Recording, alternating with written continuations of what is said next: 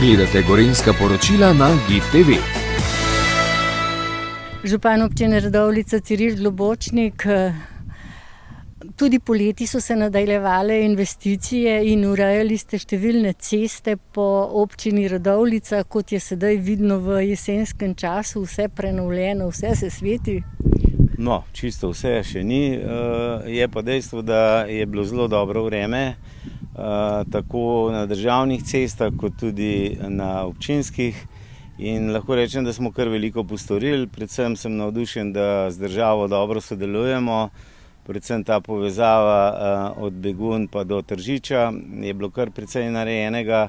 Potem pa posamezni odseki, zdajle zelo velik projekt je na Zgornjem Lancevem, ta zadnji ovinek v Lipniško dolino in pa posamezni manjši odseki, kot so na Brda, na Češnici. Tako da jaz sem vesel, seveda nas pa čaka še, kajti imamo še pred seboj kar dobre 3 mesece in upam, da nam bo vreme služilo in v tem času bo tudi še dovolj postorjenega. Seveda pa se nadaljuje tudi sanacija po ujmi, tako da trenutno smo v Krpinu v tem delu Blatnice in pa nadaljujemo potem tudi v samih Begunjah. Projektov je še veliko, čakamo pa še potrditev z strani države, kajti vsi projekti, ki so bili v preteklosti narejeni, morajo biti potrjeni tudi strani države. In kako je s komunalno infrastrukturo v Lancevem? Ja, na Lancevem je praktično komunalna infrastruktura narejena, zdaj so mogoči priklopi, tako da je preko 350 teh novih pravzaprav priklopov na radovljiško čistilno napravo. Tudi v Kamni Gorici je zaključen ta prvi del, torej v vasi in pa po državni cesti, tako da projektira se pa tudi drugi del, skratka veliko stvari nas čaka.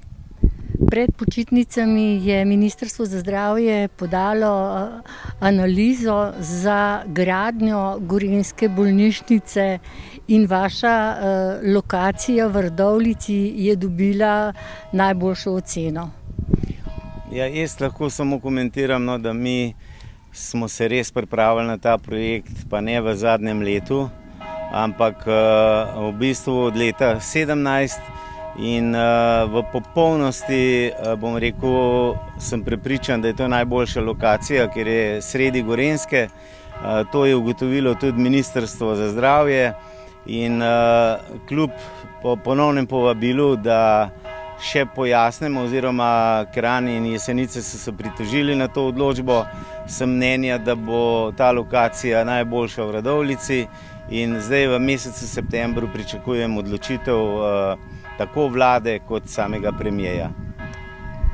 Razpis za šolske prevoze je zaključen, vendar pa župani niste zadovoljni s tem, ker vam je ceno Arriva zelo povišala. Kaj boste naredili? Glede na to, da pa se tudi sama vozim, pa je bil problem že danes na samem prevozu. Ja, jaz lahko rečem, da praktično, ker je bil edini ponudnik Arriva, zdaj kaj veliko do konca tega leta ne moramo narediti, lahko ne pa za primerjavo povem, 2 leti nazaj je bila cena pri nas za te prevoze 350 tisoč, lansko 600 tisoč, v letošnjem šolskem letu, če bi celo leto izvajali ta program, je pa 1 260 000 evrov. To so nerazumna povišanja, obrazložitve nismo prejeli nobene. In v nadaljevanju bomo absolutno primorani racionalizirati te prevoze, ker enostavno tega zneska ne zmoremo. Ali imate v radovljiški občini zagotovljene avtobuse za šolske prevoze za otroke, ki se vozijo? Za šolske prevoze trenutno da. Kot sem pa povedal, je pa vprašanje v bodoče, kako se bomo mi organizirali.